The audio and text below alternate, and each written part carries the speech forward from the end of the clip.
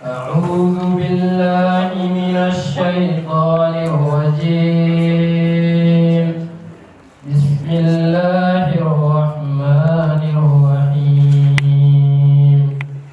يا أيها الناس اتقوا ربكم الذي خلقكم من نفس واحدة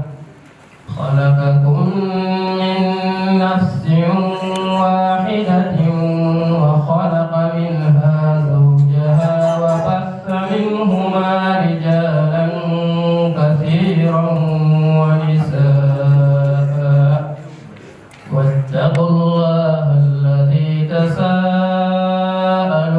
به والأرحام إن الله كان عليكم رقيبا. وآتوا اليتامى أموالهم ولا تتبدلوا الخبيث بالطيب ولا تأكلوا أموالهم إلى أموالكم إنه كان حوبا كبيرا. وإن خفتم ألا تقسطوا في اليتامى فانكحوا ما طاب لكم من النساء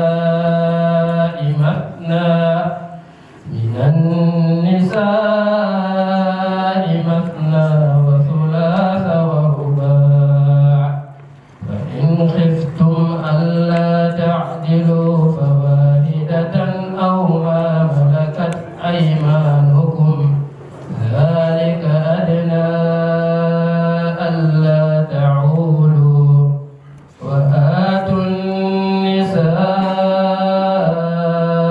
صدقاتهن نحلة فإن طبن لكم عن شيء منه نفسا فكلوه هنيئا مريئا.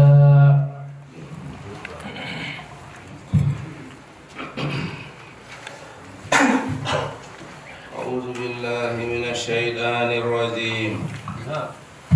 بسم الله الرحمن الرحيم. الحمد لله رب العالمين.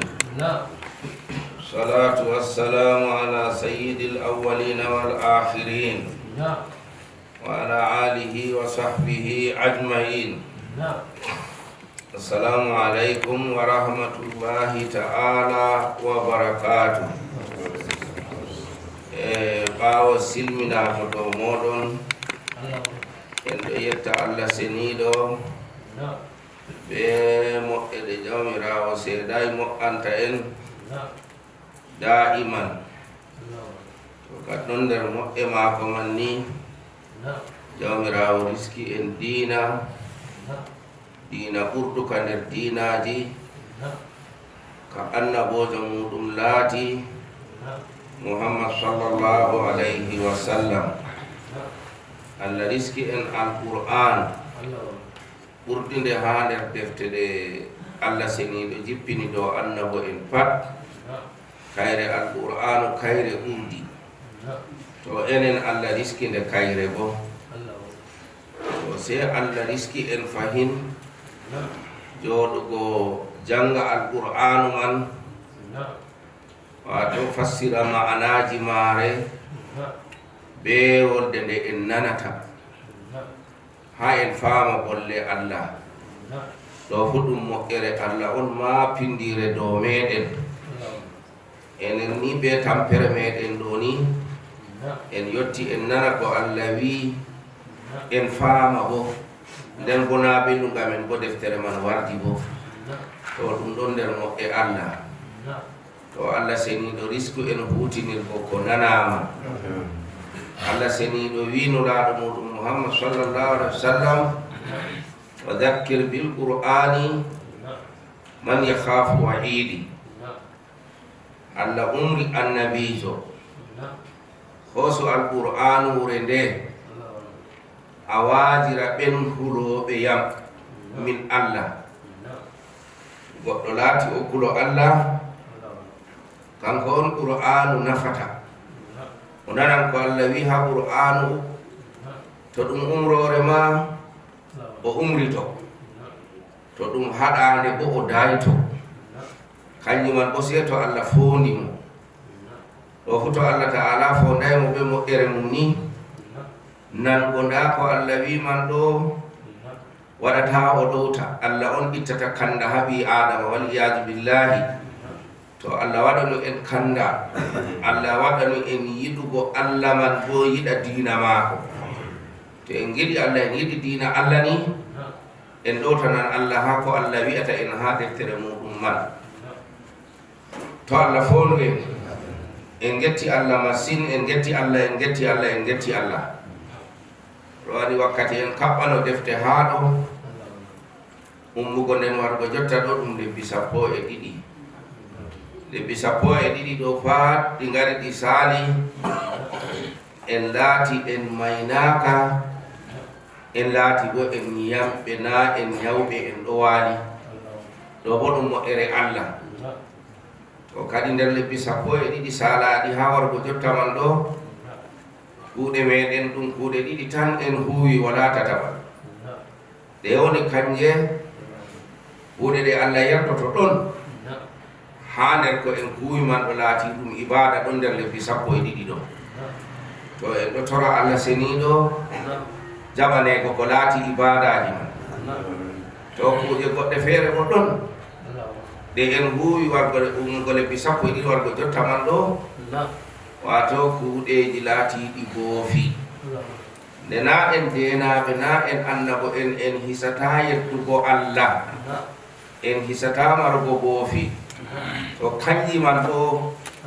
en tori Allah seniɗo yafana en ɗi fuumaji sakko ma nde fototiri be wakkati wato lewru ndu jawmirawo yafata junubaji man lewru man on dari ɗo nder maaru en goni jotta ɗo to en tiide kadi Allah fondu en Allah fondu en Allah fondu en to jangirde meɗen rowani en nastino suratu nisa'i seɗɗa ayaji seɗɗa en mbaɗi amma fu min kana onon lorniyam min kana miɗon no laara ha luggoɗum machine ha 9 e gelle to ase ayaji seɗɗe en nasti en mbaɗi to ngam man se ndora en fuɗɗita ɗo mangode surawol man kadi Allah fondu en Allah fondu en to kadi daade man to en wolwanni komi wolwanta fukaraɓe ko hawti en haɗo ɗo ɗum haala diina diina ɗo bo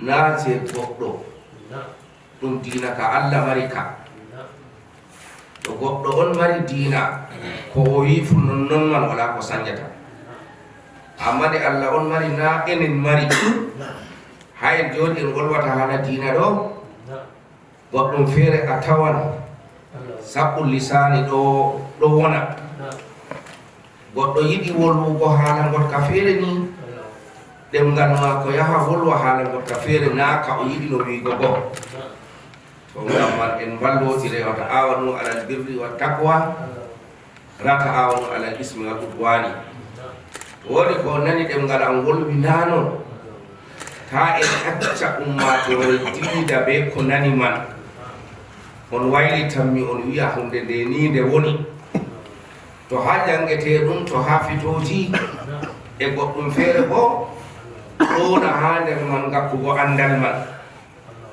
na se saɓɓu lisani sam goɗɗo feere en tawan ha ɗo en ɗo jangani en wara en fita nanon en anda ɗo bo useni en ballotire dow man ta goɗɗo wi'a ko wayne wi fu nonnon man dina kadi Allah naje goɗɗo en ballotira en fof nga en nafa julɓe Allah ɓe laataki ɓe jangayi to Allah wat golle meɗen man e nafa nde laata e handitoje nuraɗo Allah sallallahu alaihi wasallam wino sayyidina Ali li an yahdi Allahu bika rajulan wahidan khayrun laka min humurin ni'ami to a heɓi goɗɗo gooto handitama ngam mani ɓurante geloɗi araɓe ɗo fuu to Allah waɗi en handitiɓe en handitoɓe to jamirawo seniɗo wi to en ɗo nasta suratu nisa'i Bismillahirrahmanirrahim. Ya ayyuhan nasu, ya onon himɓe Makka, ha a tawi ɓurna ha nder ayaji Qur'an fuu to a tawi Allah wi ya ayyuhan nasu ni aya man ka jippi daga annabijo ɗo Makka hotai Madina, ɗum himɓe Makka on wolwana to a tawi ya ayyuhan nasu. To a tawi ya ayyuhal ladina amanu ɗo bo annabijo hoti Madina on aya man jippi, sina seɗɗa nder ayaji a tawan ya ayyuhal ladina amanu amma ɗo wolwana himɓe Makka, ko ya ayyuhan nasu ɗo wolwana himɓe Madina, amma ɗum pamarum masin. Aksaru ka fu ya ayyuhan nasu ɗum himɓe Makka, ya ayyuhal ladina amanu bo ɗum himɓe Madina. To ha kaɗo ɗo Allah seniɗo wi ya ayyuhan nasu ya onon himɓe, ɗum himɓe ɓe Allah ɗo wolwana. Mufassir wi en ahla Makkata himɓe Makka, ɓawde Allah ƴoni himɓe Makka ɗumi Allah ɗo wi aɓe ittaqu rabbakum, hule jawmi on, hule Allah, onon himɓe Makka hule Allah. Ɗo on en ɓamtiri hikka, on hula Allah ɗo kam noy kulol Allah waɗi. A hula Allah a dogga a sotta kombi mako ngam a hisa mo na, kay mufassir wi baba kule yangada mako on. Allah ɗo mari yangada kule yangada man, e no on kuldata goɗɗo wi'a jooɗi hultori ɗo jurgini nonnon ɗo diwna hultori yangada Allah ta ka mema ɗum na, noy yangada Allah man huldete. O wi bi antuɗi uhu, on ɗowtana Allah. To on ɗowtani Allah ni ɗo wi'ete on kuli yangada Allah, on renti yangada Allah, on kisi bo ɗowtane Allah. ɗo on Allah seniɗo wi en haɗo, to Allah mo en mbi en kula yangada muɗum ɗo, mo wi'ete Allah man, o wi allazi halaqakum, kanko tagi on. Allah tagɗo on ɗo, oɗo mari yangada bo, amma hule huwugo kogal ngal sabibinta yangada mako dow moɗon. ɗo on Allah wi ha aya, allazi Allah man halaqakum, kanko tagi on. Kadi no tagiri on ɗo, ɓiɓɓe adama no ɗuɗiri dow duya ɗo, moy fu o tagi ɗum feere mum nonnon, o feere mum o tagama wurti, o tagama wurti, o tagama wurtina. O wi min nafsin wahidatin, ibde e goɗɗo gooto. Onon pat asli mon ha annabi Adama.